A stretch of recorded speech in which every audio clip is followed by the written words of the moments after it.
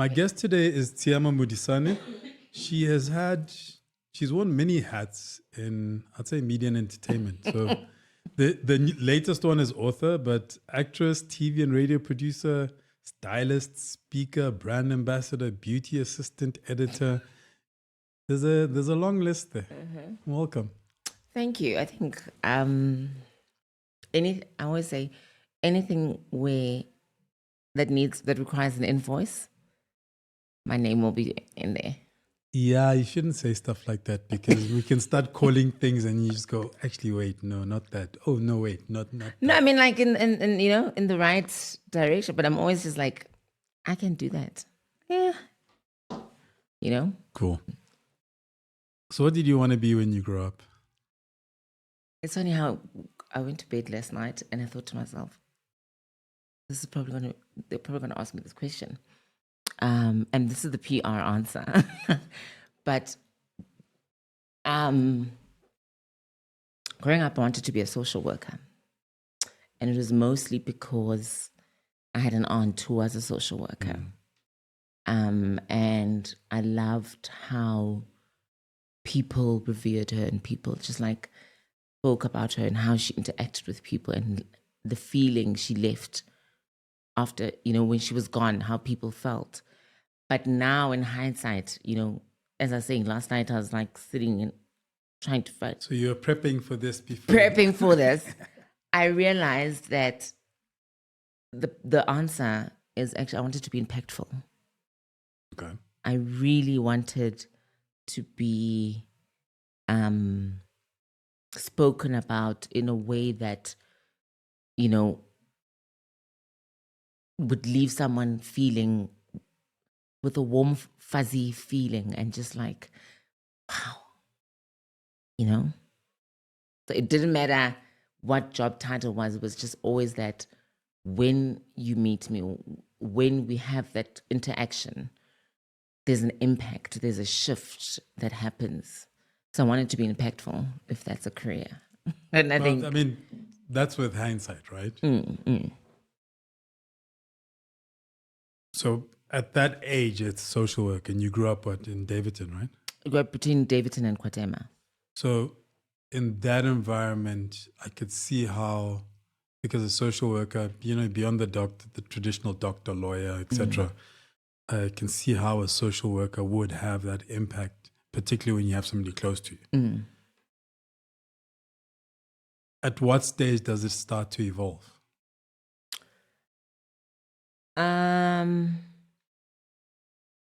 I mean, the social worker, and we were talking earlier, and you were talking about how you had started working at like 13, right? Yeah. So there's an idea. Yeah. There's reality. Yeah. And there's dreams.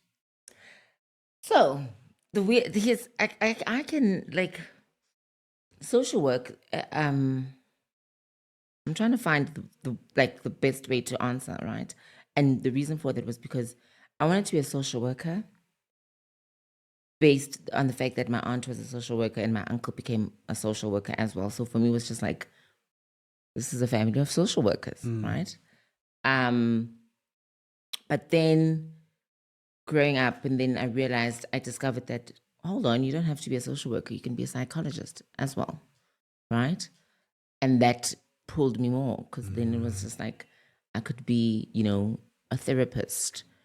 And then I think at the age of like, and mostly why I wanted to go into that was because from a young age, I realized like I was different to all the other kids. I realized I was very hypersensitive and my view on life was different. How I saw the world was very different. And there was no place for people like me. Sorry. For people like me, or as a child, how do you navigate this world? And how do I, and I wanted to be that voice or that common place of just, your home. Like I can understand you can be understood. I wanted to be that voice for the kids as well as for the parents. And then I also then realized that you know, I loved entertainment, and I was a creative, and I needed to find a way that merged these two things together. And that's when I think also watching the same aunt was a social worker, also be a talk show host on CCTV. For me was also just like, wait, you know, how does that happen? Things can converge. Yeah, and how does that happen? Like, how am I sitting with you here, but you're on screen, and you know, and then I fell in love with the red carpet and red carpet presenting and learning about designers and fashion, and then it was like, wait, I don't have to just be on TV, but I can make these gorgeous gowns. I can dress these people.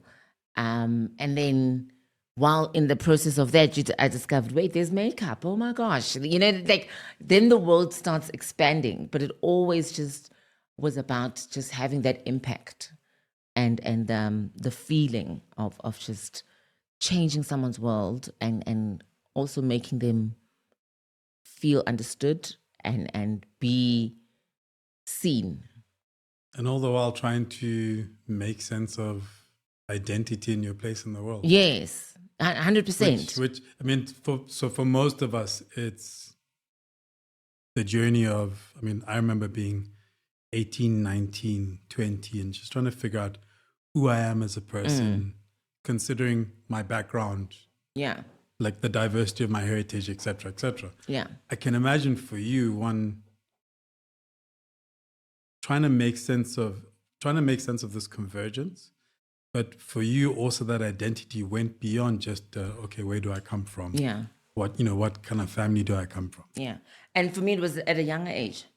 I always tell people that I never had a childhood because from the moment I could be cognizant of the world, I was conscious on everything that was happening inside of me and how I felt and who I was and what I looked like and how people saw me were not the same. And then having to then fit a mold that, you know, squeeze into it's like adopted a performance throughout my life, knowing like this is not it, right? And you become, that's why I say I was always hypersensitive. You know, when it's sports day, I'm sitting going, what do I do? When it's talent shows at school, how far can I take the performance? When it's CV's day, you know, what can I wear?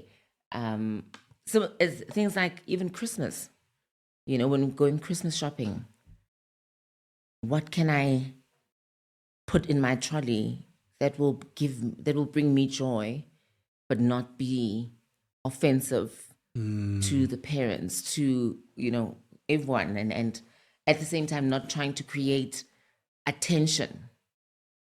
So I'm trying to, you know, trying to be yourself, but at the same time not so far that it'll create, like you're saying, that attention, but also what that attention comes with. Because it comes with a lot of negativity as opposed to positivity. 100%. Like I used to get, my mom would shout at me and just be like, why must it always be you?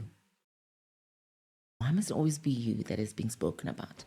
And for me, so how my answer would always be like, but I don't intentionally go out to, you know, spark attention or spark conversation.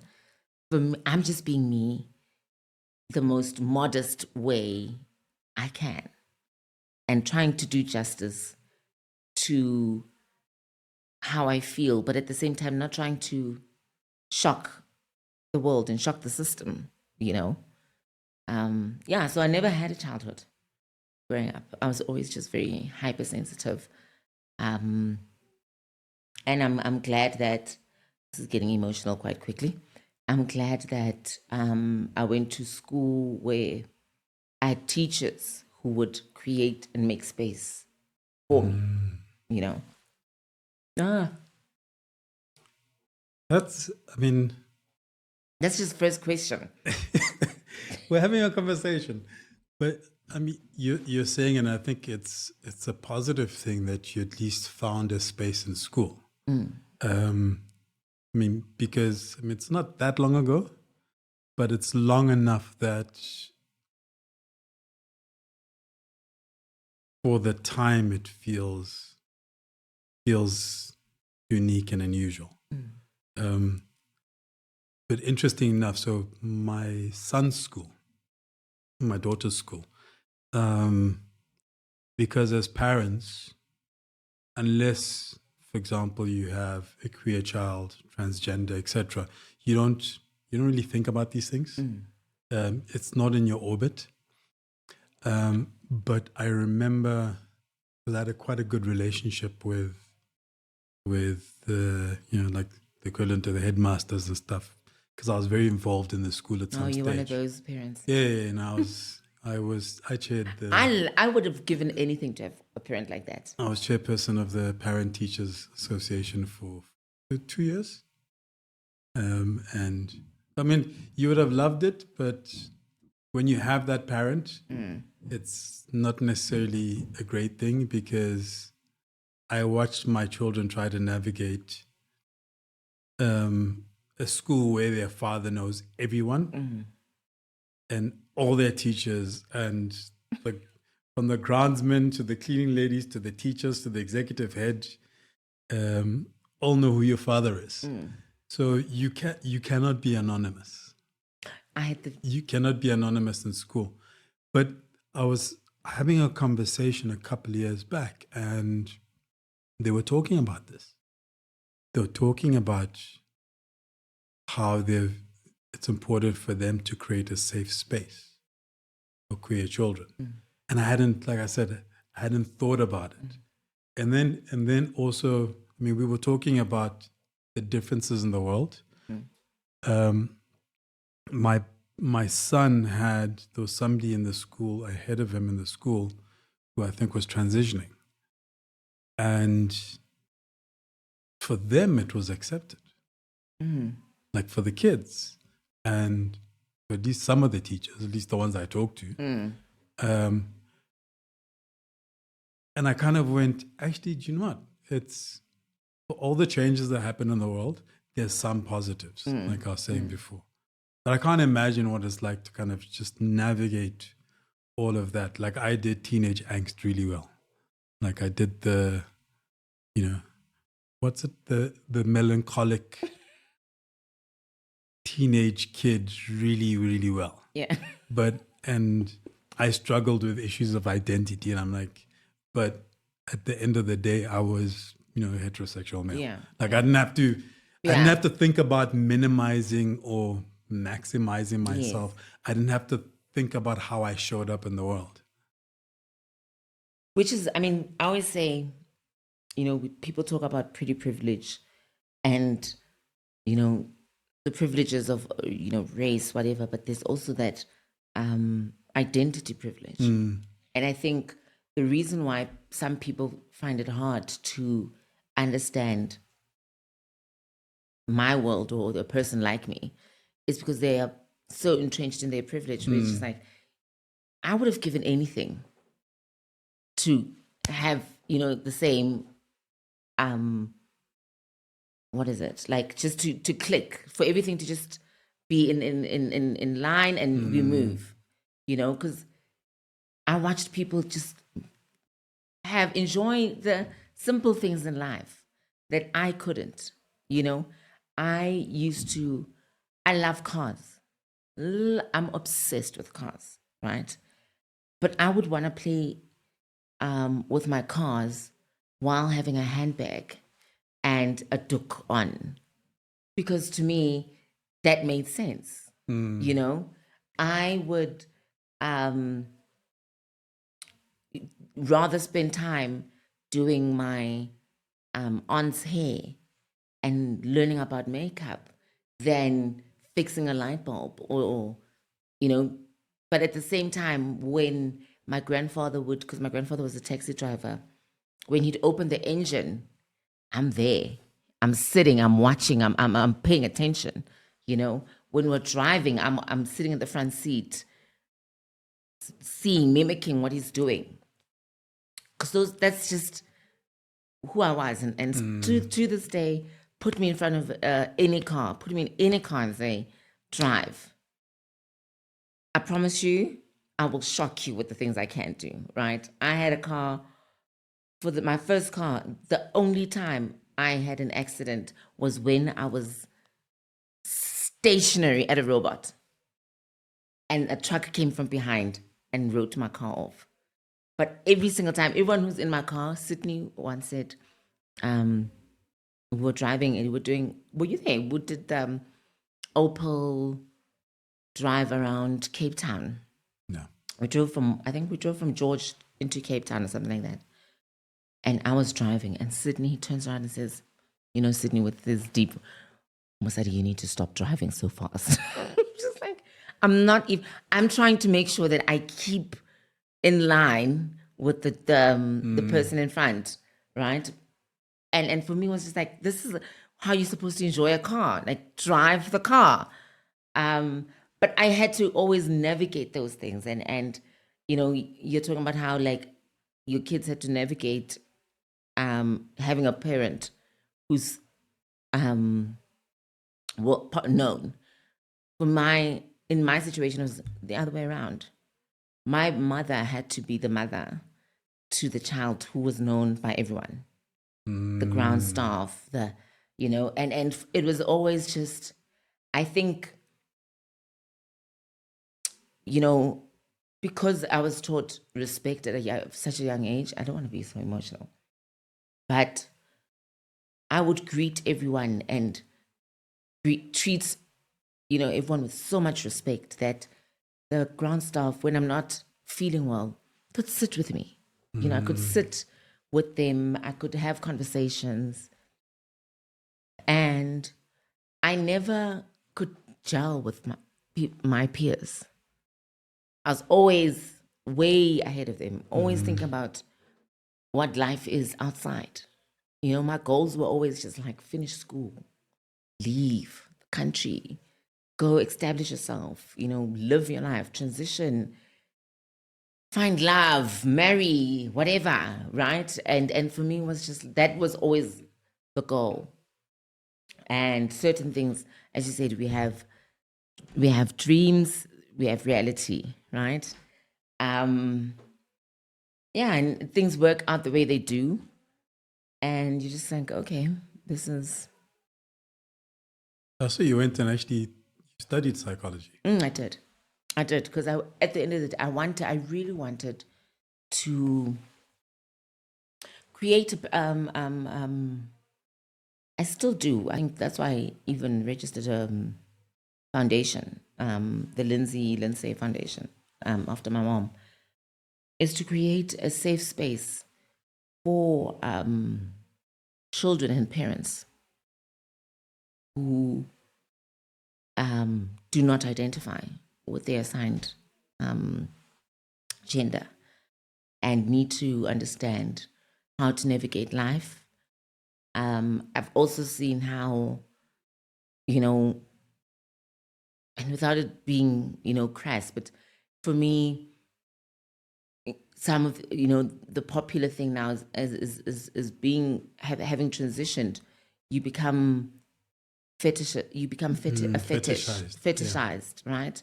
And so many people are playing into that, and you know, there's OnlyFans and blah blah blah and for me it's just like, that has never been for me.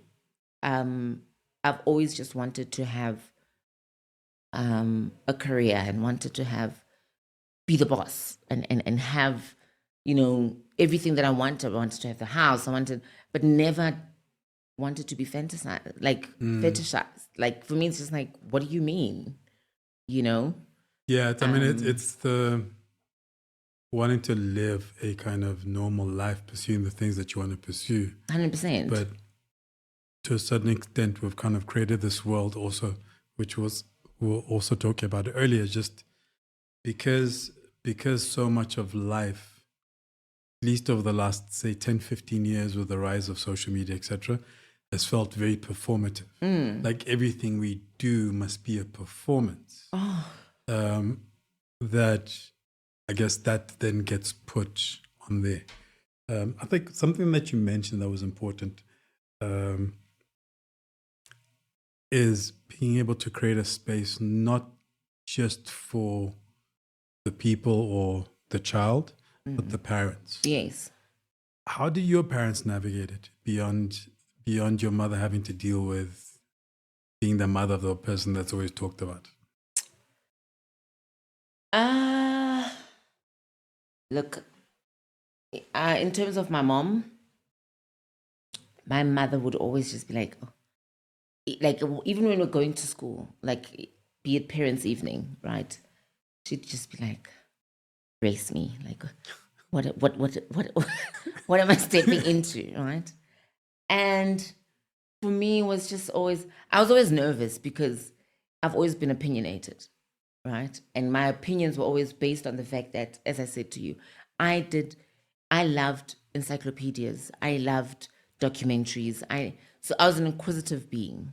And if a teacher's saying something that's not really the right thing, I'm gonna be like, sorry, that's not how it goes, right? And at the same time, I'd always add on to what is being taught, like, but did you know this and this and this and this and this? And you know, in some way be a teacher's pet, but at the same time, Some teachers will love it, some teachers will hate it. Will hate it, but I was also the rebel in the class. So I know how to, when you talk about influence, right? I would always say, I would say I was one of the first influencers because I knew how to get a movement, how to get a group of people to do something while sitting down and watching it all happen and keeping my hands clean, right? My one teacher used to say, my headmaster in high school, like, you have the gift of the gab. Like, the day you learn how to use your mouth for good is the day you're going to get rich, right? And I was like, she'd always just be like, you know what to say and how to say it like you know, right? But you always just steer off sometimes. But I think my mom loved it, right? I know my grandmother, my mother's mom, adored.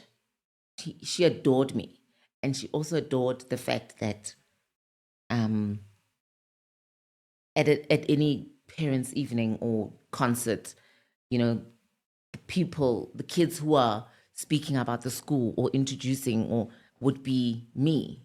I was the child to be like, good evening, ladies and gentlemen, welcome to, Words with High, da da da da da. When there's grade 8's orientation, they'd bring me to showcase the uniform, how it needs to be worn. I was that kid. And for her, that said something about her, like how she raised, she's raising this child. But I think for my dad, it was always just like, I don't understand you. Like, he'd always just be like, I don't understand you. I don't understand you. And my thing was like, but you're not trying to understand me. You're not trying to hear me, see me, right? Because you have a certain view of who I need to be or how I should be, and it's blocking you from seeing the beauty that's actually in front of you. I had parents who would come up to my parents and be like, I wish my child was like yours. Your child is well-spoken, respectful, da da da da, accolades. I had blazers full of scrolls. I was, and in all of those compliments, my dad would find something negative to say to erase that whole thing, and it would just be like, when are you going to give me like props? When are you just going to be like, actually, you're doing a good job, right? And that was a hard thing for me to navigate because throughout my childhood, my focus was to always win his approval. And then I got to a point where I was just in varsity where I was just like, it's never going to come. So instead of asking for permission, rather just ask for forgiveness if I need to. But what I'm going to do is me, you know? And that's where the liberation started, you know, the unfoldingness of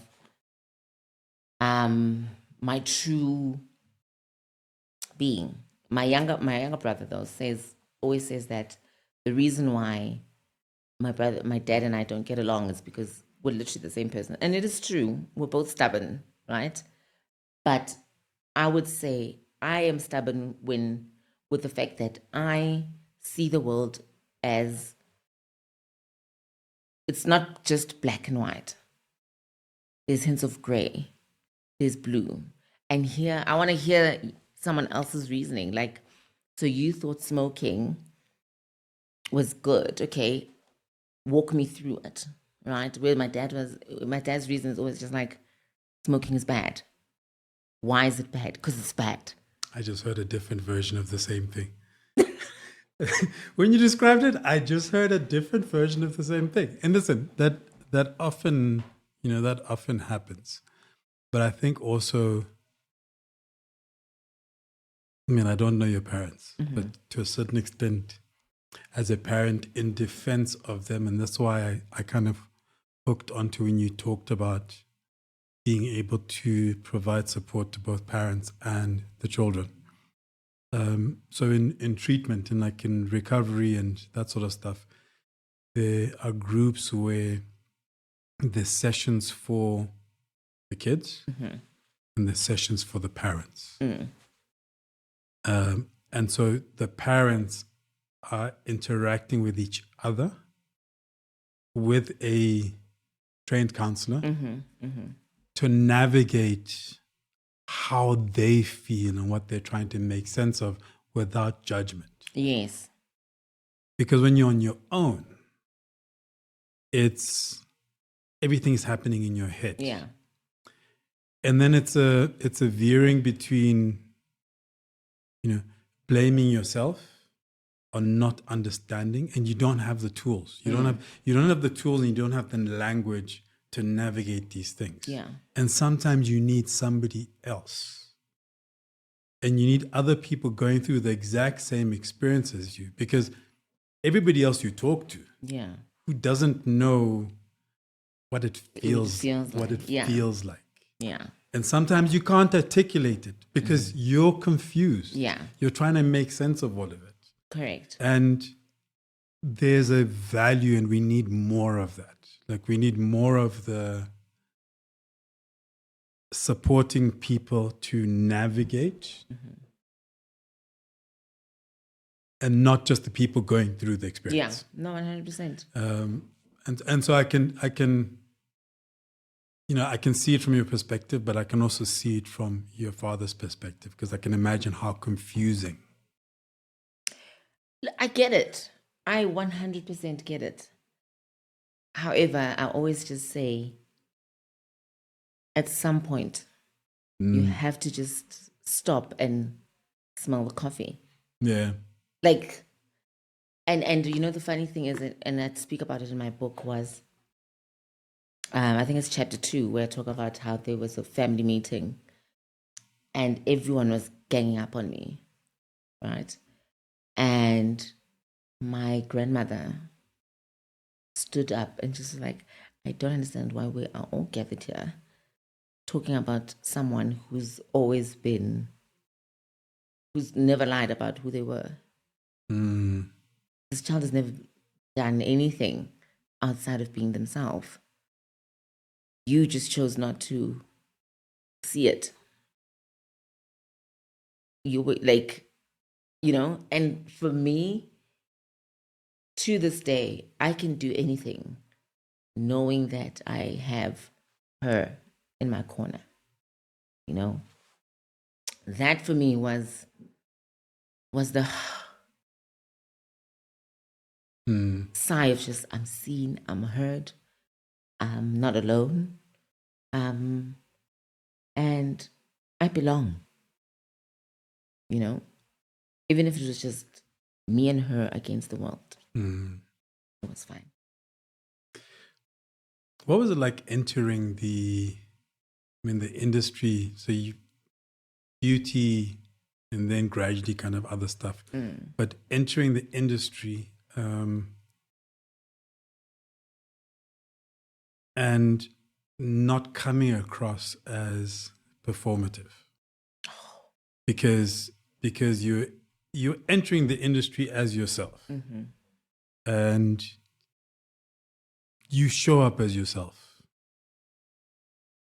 Not really. At first, I was just a shell. Well, when I say you show up as yourself, it's.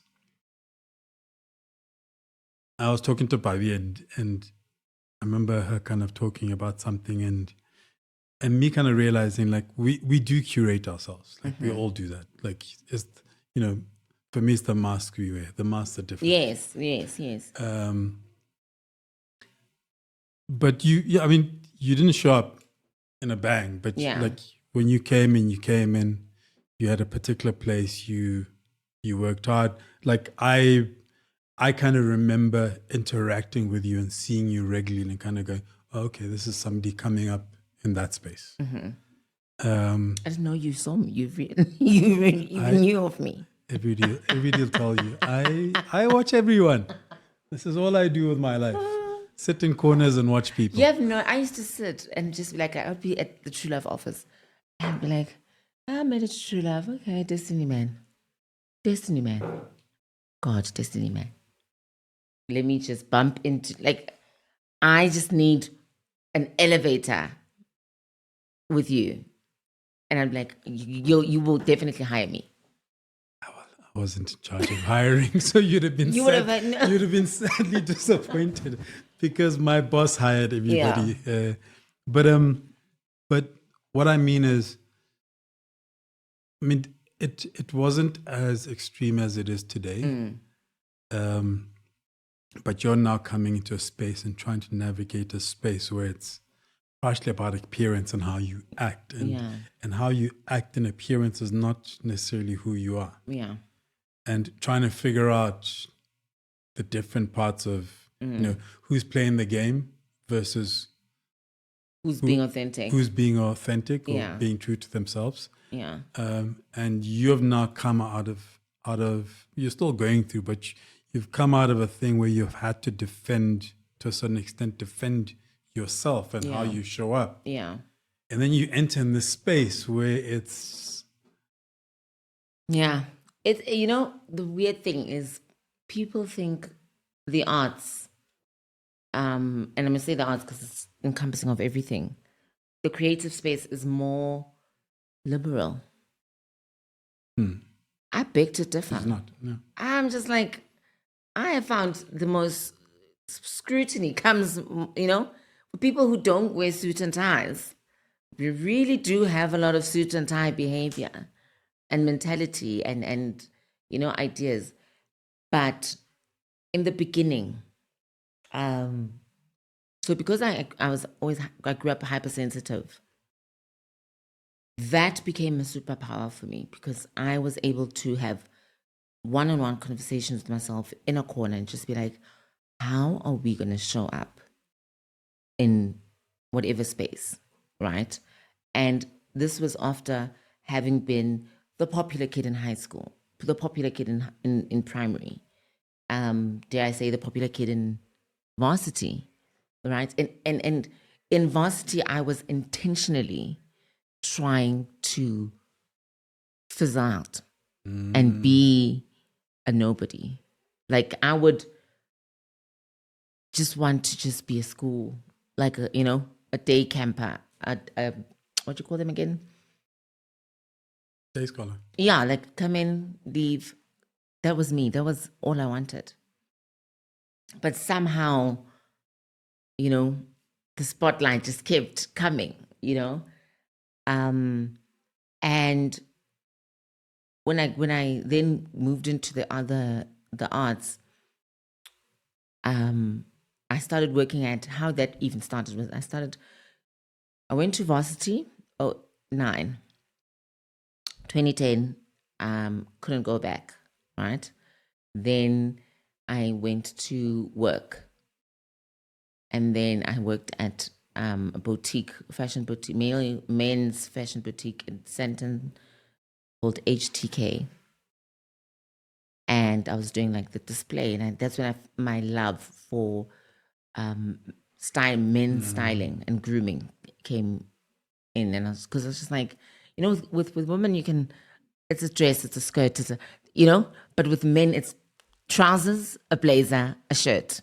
What can you do, right? And I'd always just love playing around and styling guys, and then they'd be like, oh, I didn't think I could pull this look off. Or sometimes they'd be like, that's gay. And then they put it on, they're like, but no, not really, right? And then I had the conversation with myself. I'm like, okay, you already have this larger than life personality, or people think of you as this, you know, how you're going to enter this, or how you're going to do this is let your work do the talking for you. And this is something, you know, even Kitty said, right? Your work has to speak for you. I've always wanted, and still say it now to anyone, you know, if anyone wants to ask me how to navigate or getting into the industry, I'm just like, let your work speak for you. Let it do the introduction. Let people, you know, be able to say, oh, so are you Kojo? Instead of, you know what I mean? Yeah. Because then it's just like, then you realize that there has been a conversation about you and the work that you've done. And always do over and above what is expected. Like for me, my first big styling gig was styling Mami Von Chaka Chaka. I found myself at a boardroom sitting across the Princess of Africa, and I have to style her for a TVC. And I am like I just left campus to come to this meeting, and I'm sitting, and here she is, and she is like, I remember walking in, and the room felt, I could feel like this something, there's a lot happening in this room, right? And it was the first time I saw white people like nervous around a black person. And how she just controlled everyone and was just poised. And, you know, I remember one of the directors coming to me and saying, if she doesn't like it, just, you know, don't even insist on, just, we need her to like everything. And now I'm walking in there and I'm just, and she says, and everything, she says, Nana, stop. How are you? Unjani? Calms me down and then says to me, Wena, I don't need you panicking. Everyone else in this room can panic. You don't have to panic. Take your time. I'm here. I promise you, that shift, that blew my mind, because that said to me, if a star this big is able to have such a calming conversation and affirming me as a newbie, you know, it's not bad. Like, I can do this, right? And then that just gave me the courage to just keep pushing. You know, you've already styled the highest of the highest. Anyone else is child's play, right? And then, but even that was just always be exceeding, like just always go above and beyond what is expected. If your call time is 10 o'clock, make sure you're there 9:30. By 10, everything needs to be ready. You've had your coffee, you're ready to go. You know, you've steamed, You're able to talk the people that you're styling through the looks. You've thought about everything. You have alternatives. You are very well prepared. And even when it came to like writing, I remember when I started at the Citizen, and I was like, Farah, I don't think I can do this. She sat me down. She was like, my babe, listen, I wouldn't have chosen you if I didn't think you could do this. You can do this. I'll hold your hand, but only for a while. After that, you have to fly. And, I did it. And after a while, I was like, actually, I'm actually good at this. Like, because then I started seeing like people would be like, I read your article and this was great. I enjoyed how you described this person in a certain type of way and whatever. And for me, I was like, then I actually have, there is merit to what I'm doing. And I'm not trying to I'm not forcing myself into rooms because I need to get an Instagram picture, but because there's value in me being in that room. I see the connection even back to your journey and the psychology and you being, like you said, say hypersensitive. Because styling someone, especially somebody who's already exists in the public space, but styling anyone, there's an element of trust that needs to come in. Yes. And when there's no trust, and with somebody you're meeting for the first time, it's delicate in terms of building that trust when we don't know each other. So I walk in and you have a row of clothes and you're like, okay, this is the look I think you must go for. And you having to take into consideration kind of how I dress, like the inner me that's reflected in my clothes, that has been developed over time. Even the ordinary person. So we're not talking about a public personality or anything else, like just the ordinary person.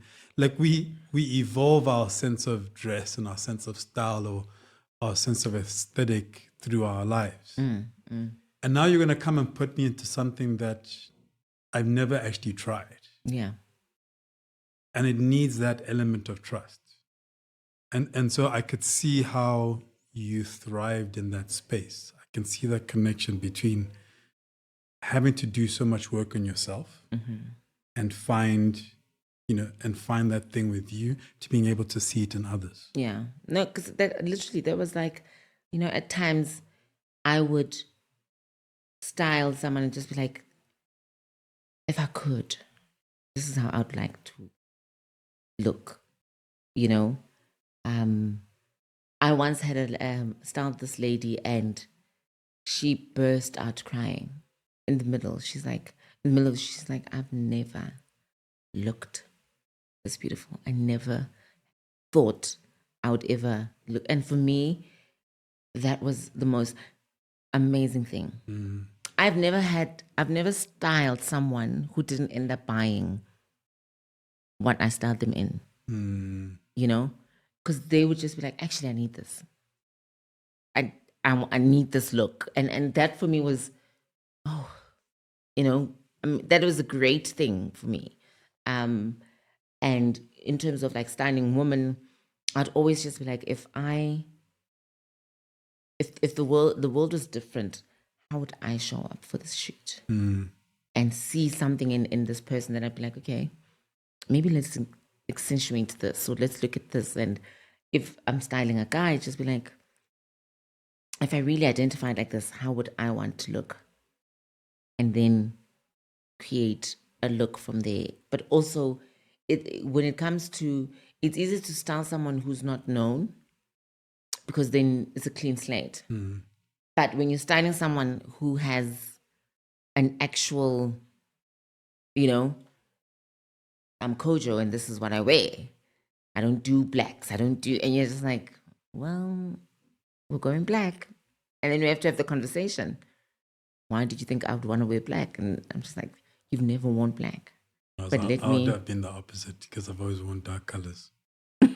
And then to put me in something colorful. Yeah. Oh, no. Then you have the conversation. Oh, I would definitely have like a pink there. Like, I'm not wearing pink. I'm like, tell you what you're gonna do is wear pink.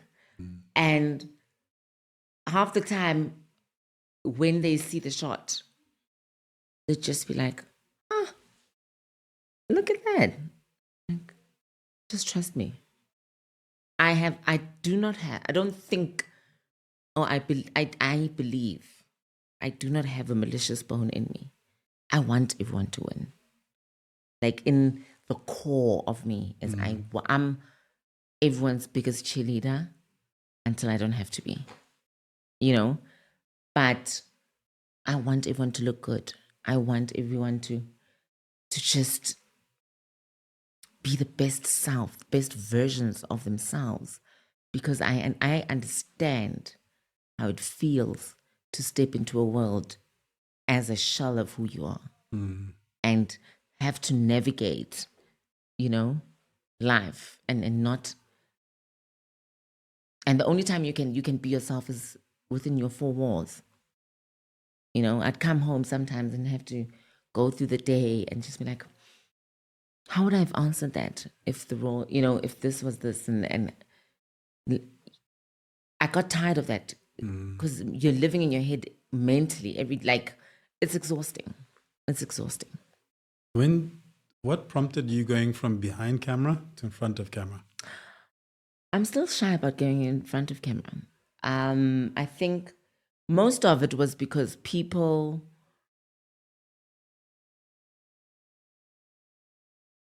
I think, without sounding vain, no, actually, with sounding vain. And I'm gonna say it because like I'm beautiful, and I've always been beautiful, and like it's taken me so long to admit that about myself, because from a young age I was always like, someone would be like, "Oh, your child's so beautiful," and my dad would say something, or that compliment would be turned into something else. So I was always nervous of receiving compliments, and people would always just be like, why aren't you stepping in front of the camera? And I'm like, why? Also because it was very, when you're in front of the camera, I always say, when you're in front of the camera, that's the least of the work that needs to be done, right? You are being carried by everyone else who's on the other side of the camera. You are doing the easy job, right? You're standing there, smiling, da-da-da-da-da. But the content producer has written a script, has done the research. The director has given you, has sat down with the angles. Lighting is, your stylist has, all you're doing is taking what everyone else has contributed and just being like, welcome. And for me, it was like, I just felt like it was a cop-out, dare I say. And I've always wanted to be like, I want to work, And with acting was like, I wanted to direct, still do, currently working on something. But I was just like, if it means if my only way to the back is from the front, sounds wrong, but I will, that's what I need to do, right? And I feel like I haven't received, so one thing about me is I test badly, right? So I get nervous whenever I have to like do an audition or a casting. But if you come to me and say, here's a role, perform. I'll do the research. I will step in front of the camera and transform. I just test badly. And for me, it's just because I'm always just in my head about what you are expecting behind the camera. I'm always taking into consideration, like, where's the camera? What shot do you think they are looking at? And it's like, just perform. So yeah, that for me, getting in front of the camera was like being thrusted in. It wasn't a look at me, you know. It was just like come in front, and then I wouldn't say I like it as much as the behind the scenes work, but I'll do it if it comes my way. You seem to be comfortable enough. A lot more comfortable than I am. You seem comfortable enough in front of the camera. But I guess it's also about finding your rhythm with each. I don't test well. I don't perform well. I don't do anything well this side. Yeah. Like do well this side. Yeah. But it's also like it took me time to figure that out and be comfortable with it. And kind of knowing where my interest really is. Yes. Yeah. And then what? You did radio as well? Yeah, in varsity. I've always wanted to do radio. Kojo. I love radio so much. Radio is my first love. And the reason being is I used to, in high school, I grew up in the era of YFM when YFM was YFM, right? Days. And I remember waking up to Fresh and Tato, the Tato and Tato show in the morning, and the craziness, and how they once did a full link for 30 minutes of laughing, and everyone was laughing. For me, there was just like, what do you mean? All we're going to do is laugh. And they called people on air, you answer, and they're laughing. And then you're laughing. And for me, there was just like, this is amazing, right? And I've always loved radio for that because, in my understanding of radio was that, well, you think you get on there and you're talking to a million people. However, when you're doing the training, they just tell you, focus on one person. If you can speak to one person, you've won, right? And unlike TV, radio is where your personality needs to be 100% cool. If you think you're cool, we will know on radio, right? On TV, as I said, you have makeup, everything is done for you. But radio is you. This is where, how you play with your voice, how you engage with people, how you, view things, and how you can break down heavy conversations into layman terms for everyone else to understand. That comes into play. And nowadays, sometimes I listen to the radio and I'm just like, we've lost the broadcasting element in broadcasting. Now it's just like, it's it's like, why is everyone talking like this on the air? Like, talk. I remember when you just, all you had to do was just talk. I still say, I will listen to any, like, wherever Fresh goes, wherever Glenn goes, wherever the wife and people go, I end up gravitating to, because they still have it, right? Now it's just like, I can't. I really can't. It's been interesting having extended conversation with you, because you have like old school tendencies. Like, I'm an old soul. This is what's coming across. Like, I'm such an old soul. You're not, you're not that old, but you have these kind of old school tendencies, which is not necessarily. I'm not saying it as a criticism, but like it's just been entertaining for me, kind of having this conversation and just seeing that little thread that, to a certain extent, is actually different from I feel old saying this, but like your generation, because I've watched you all come into the industry and establish yourselves. But some of the things that you say and some of the ways that you look at it, it's people my age are looking at it that way. But that's because I was hypersensitive, so I'd always want to gravitate to the mature people. I never, as I said, I never spend time with my peers. So I never got to understand the mentality.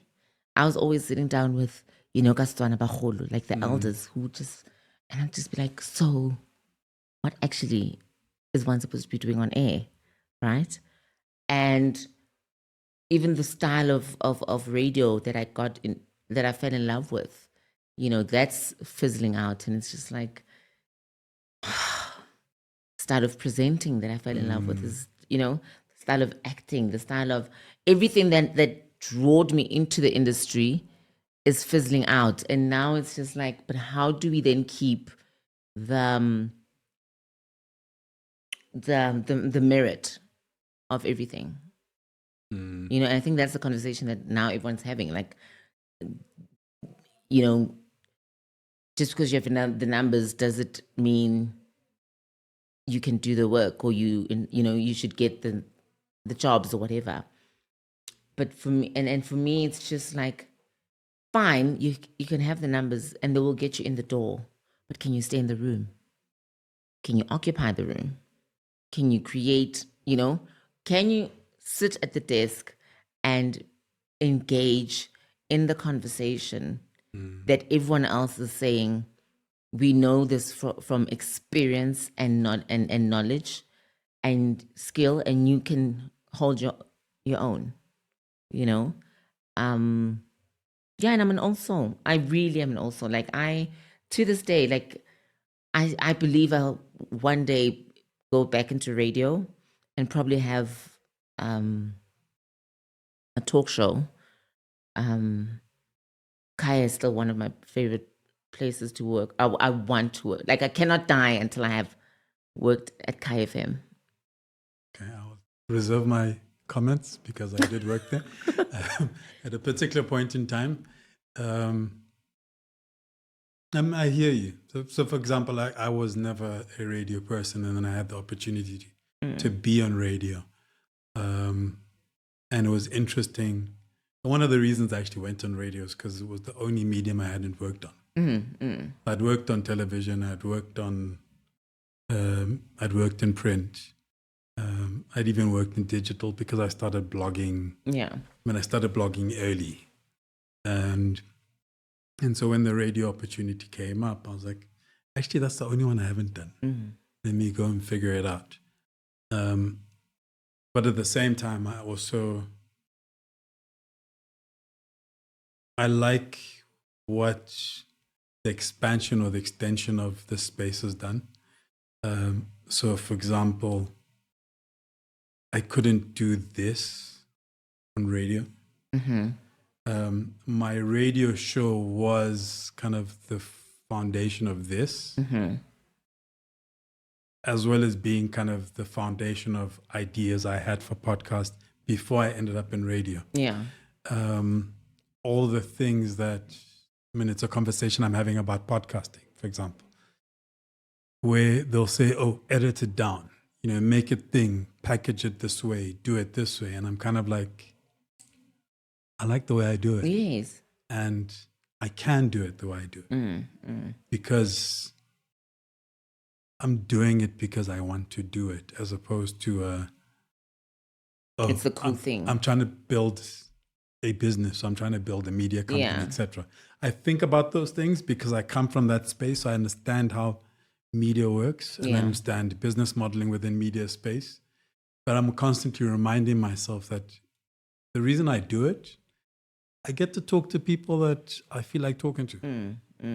No, I think for like 100%. I remember when I was doing and I'm going to say that I did the podcasting before you did. Yeah, you did. And I was on it. But, for me, even when I was thinking of the model for that podcast, was because I wanted to have conversations with people who I think are very insightful. And, I wanted them to tell their stories in a way that makes them happy. Share with me, your humble beginnings, and in that, what have you learned? And then also add an element of, let me show you what your humble beginnings did for so and so. Add that element in to be like, this person was inspired by you or is inspired by you, and this is what they think of you. How do you now see yourself? And that has always been my thing. It matters not how great you think of yourself. If no one else can say the same thing about you, you are grasping at straws. And I think also it goes to the fact of me wanting to be impactful. I want to be impactful, therefore I want to always be around impactful people. I want to understand how impactful people become impactful. Yeah. And then you write a book. Why write a book? Why put the story out there into a world that is not always forgiving? And I know we had this conversation. But and I was scared. Still am. But why write the book was because I woke up and I was like, okay, we didn't get the psychology degree now, did we? Nope, we did not. Are we going to go back? Most likely not. But how can we then still live out that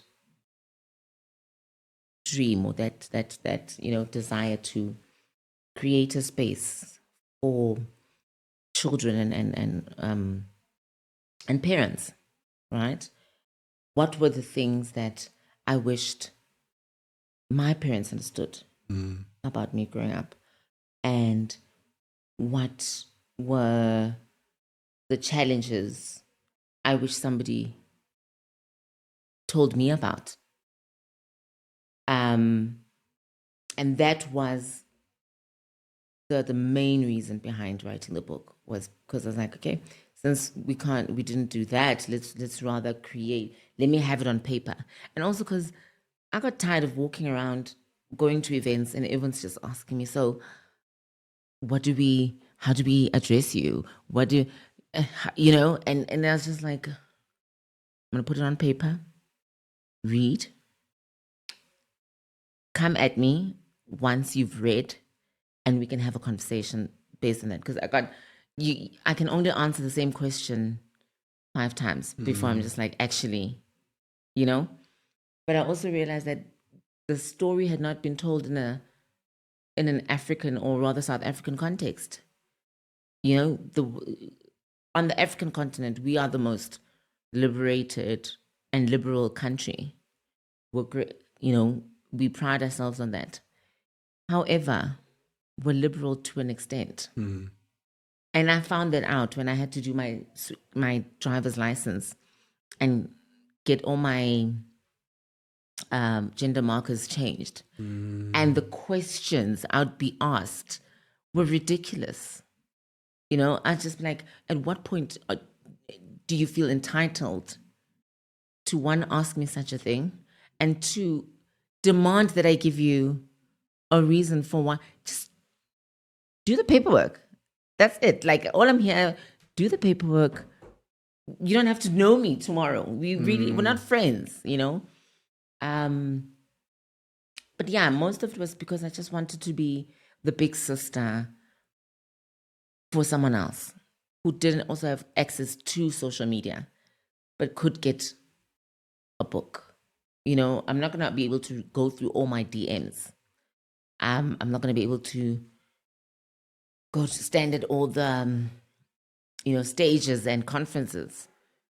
but someone might refer you to a book, or someone might, you might end up on Kojo's podcast and want to understand more and get a book and understand, and that was really the purpose behind it. What I didn't anticipate was just how much of hurt I was harboring, right? And had to release and had to free myself, and in the process of that, come to terms with who I was without all that pain. Which is something I also write about, like in the first few pages, is that I am in writing this book, I stripped myself naked, and I feel like every time someone opens that book, I feel like I'm taking off my clothes, and it's just like, all I'm expecting, or all I'd like from you, is that you will embrace me with a towel or a blanket or something, cover me, make me feel, I'm bearing it all for you. Meet me halfway with understanding and compassion. Yeah. When I was giving you advice, I remember my worry was the negativity you would get. And I think the conversation we had was, you have to be clear on how much you're willing to get, because you're always going to get the positive you're always going to get.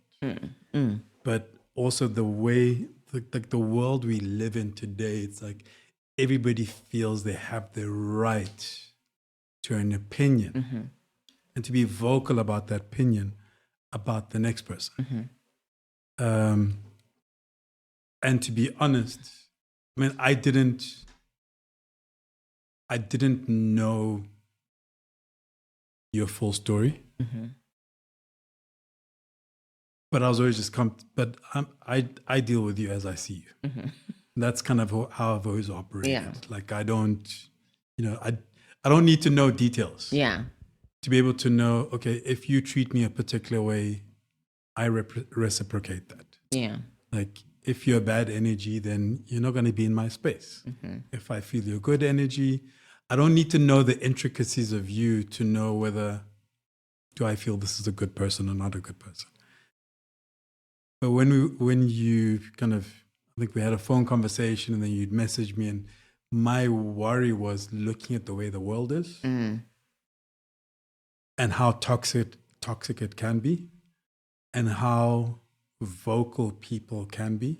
That was my worry. Yeah. Which was my worry as well.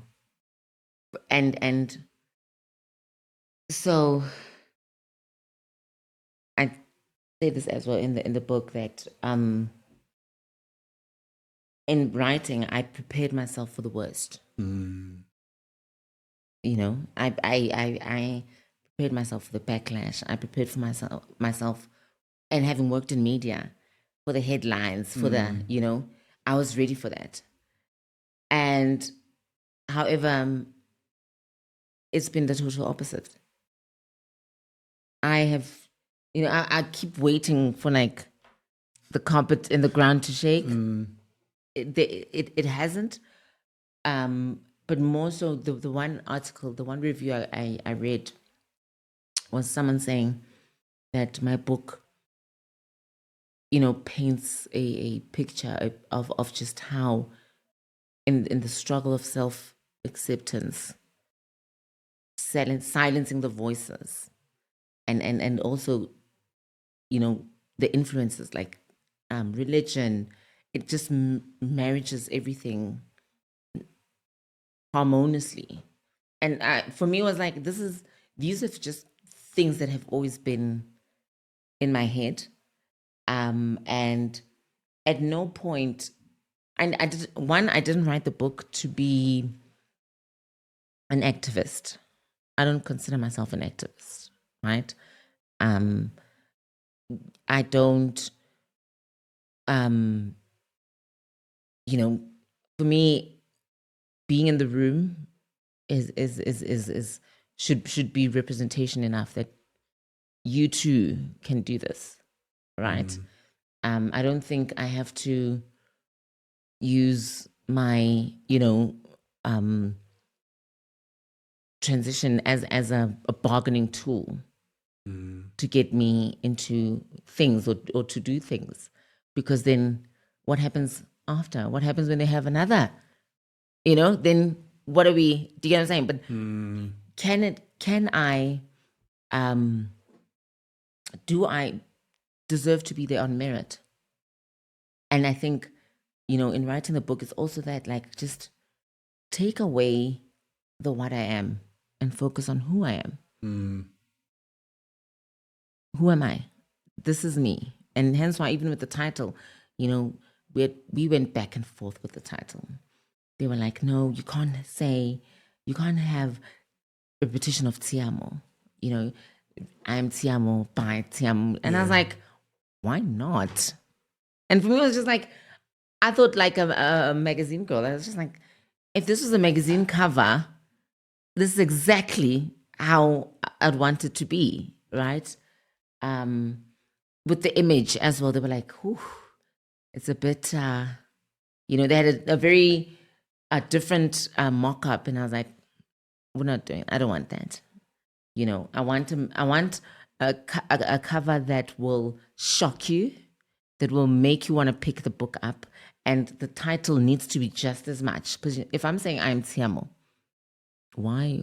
Who's Tshiamo? Why? You know what I mean? Why am I declaring? Yeah. And because I needed to declare that, I just needed to just be like, this is me with, like, past, present, future. This is how we're navigating this. Did you choose the name when you were transitioning? Mama, it's my second name. Okay. Yeah, so my mom, this is the name my mom gave me. And the moment I discovered it, I fell in love with it. I've always wanted to use this name. Like, my mom and I used to have arguments where I'm just like, I don't really want to be called Khosi. I don't. Tshiamo's where I am. I mean, it's poetic in a sense, because I mean, Tshiamo as a name by nature leans to the feminine. So I don't know, like the universe, the ancestors, somebody somewhere Kojo. kind of said to your mother, because okay, Khosi we get, right? But to have Tshiamo as your second name, which literally which is what you did. You switched from your first name to your second name. You transitioned from your first name to your second name. Yeah. But it's and I always say, like, how I picture it, right, is I see myself as God in heaven's like an example of the humor that God has, like the biggest joke, in the sense that on the assembly line, everything was going right, and then they stopped and said, how do we, like, spice things up? Let's just create, some spark, and just watch how this unfolds. And, then whatever happened, and for me, because I've had someone say, like, yeah, but are you saying God makes mistakes? I'm like, no, I don't believe God makes mistakes. I believe this is the journey I was supposed to experience. Because in this journey, the one thing that's kept me sane has been my relationship with God. My spirituality is what I leaned on the most, right? And I believe that at the end of the day, it doesn't matter how you get there. It's the fact that you got to understand and recognize that you are not you, because, there's a higher being, there's a higher purpose. And once that you tap into that, then do you start living the life that you're meant to live, you know. I go to bed and I'm happy, peaceful, right? I remember when my mom was still alive, every time she'd argue with me, we'd have those back and forths, and I'd be like, in everything, I strive for peace in my life. Whatever does not bring me peace is what I don't entertain. And it's been my motto. Like, if I can get down on my knees, say a prayer, get to bed, close my eyes and smile because the day has just been so great, my job is done. But the fact that before I'd have to sit and relive and, sometimes I'd go to bed crying. I'd cry myself to sleep, wake up in the morning and still be crying. Something had to happen, right? And I think in the process of writing the book, like in the process of writing the book, I cried so much, but that was just because I had to now shed off all of that trauma and pain that I was holding in, and in the same way have to understand what I was morphing into and what life would be without all of that. Look forward to the new possibilities and the new things. And I used to tell my friends, I'm like, I understand that you are watching me transition. I am living the transition. So I myself am not in control of what's happening. I am, having to adjust and wake up and realize, oh, okay, this is, I remember speaking to my doctor and calling her and just being like, I was like, doctor, people are saying I'm moody, and I'm not a moody person. I've never been moody in my life, but there's a time where I just don't want to talk to, and there's a time I don't want to talk to anyone, and especially if you're a man, don't look at me, don't touch me. And she'd be like, yeah, but that's like, every woman goes through that. Like, you have to have those times where you're repulsed. And for me, it was just like, oh, wait, I'm unfolding. Like, I'm becoming, and there was another title I was like thinking of, like, becoming. And then, the first lady went on. Wrote the book. And I was like, oh, there goes that. So I am Tshiamo had to just be the thingy. And weirdly enough, Kojo, when I was 7 or 8, we got into a heated argument with my parents. And it stemmed from, I think someone had told my mom, like, they saw me running or something, and, why am I behaving like that or whatever? And it was a thing, like, too feminine. No. And, I turned back and I said, one day I'm going to write a book about people like me and help parents like you, help, raise kids. Like, and for me, it was like, I only remembered that in the process of writing the book. Like, once the book was in edit, and now I had to now sit and understand. I don't know if you went through that. Like, when the book went through edit, I had to go, what have I done? And the wheels now, because now you don't have control over it anymore. I was just like, what did I just do? And,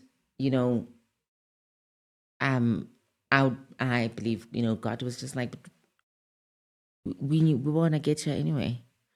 You spoke this into existence as a child. We're here now, and for me, that was just like, oh my gosh. People talk about manifesting, and I'm just like, when you speak things into existence, what you say actually does happen, So yeah, it was a scary thing. Very scary. So what's exciting you right now? I think In what way? However you want to interpret.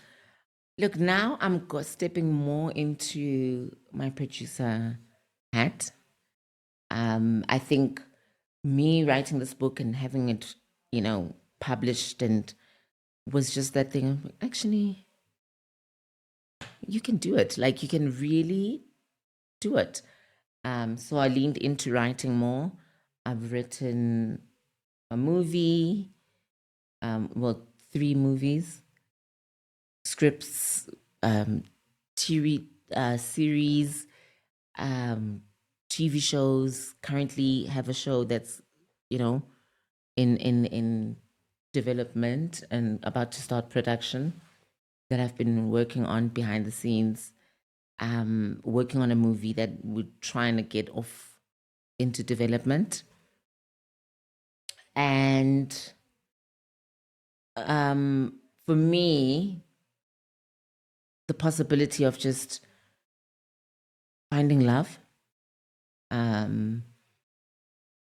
it scares me and excites me at the same time. What else excites me? Just how I've become so nonchalant about certain things. I remember I used to be at every event. Now it's oh, keep me away. Now it's just oh, I didn't get the invite. Oh, would I have gone though? But also I do feel like we are decreasing in terms of role models, in terms of people kids can look up to, and that for me is just how can I best create that space or bridge that gap? Yeah, I'm adulting. I'm adulting. That I think, yeah, I'm learning to be kinder to myself, which is scary because I've always just had, all I know is to be, work. But I'm also just learning sometimes just if it's gonna burn, let it burn. Stand back, let it burn, and see what happens after. Because I used to fix. Oh, I used to fix. I used to mend. I used to be that person. Oh no, we can't. No. Now I'm just Lynn, I can't. I'm sorry, I can't. Yeah. Cool. Thank you. Thank you. Is that it? That's it. Thank you for listening to this conversation. Please leave a review and subscribe. Check out the show notes for links to the guest, the podcast, and myself. I hope you enjoyed listening to the conversation as much as I enjoyed having it.